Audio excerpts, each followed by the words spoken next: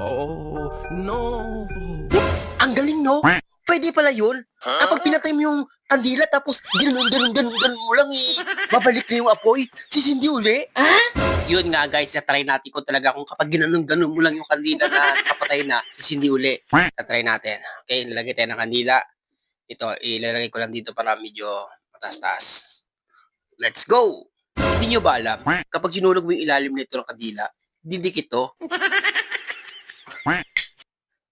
Ayan o.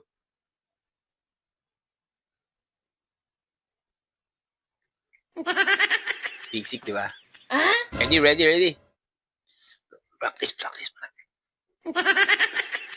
Okay. Pesto lang ako, pesto. Okay. Lagyan natin dito. Totoo kaya yun?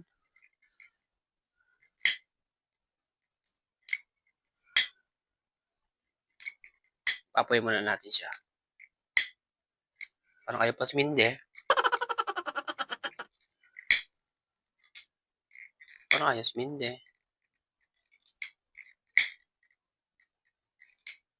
Ayaw.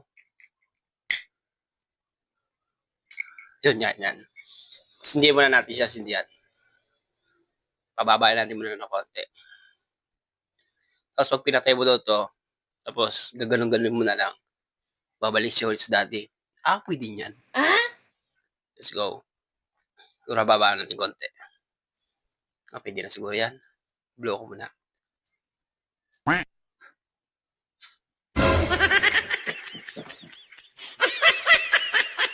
Wala.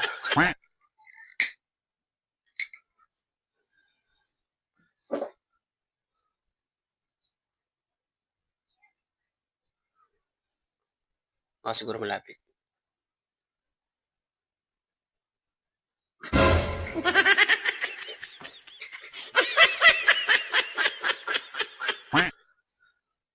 Isa pa. Totoo kaya yun?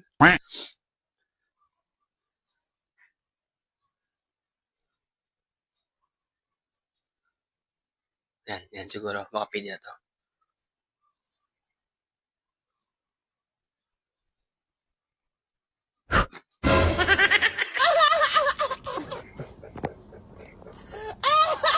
Amazing!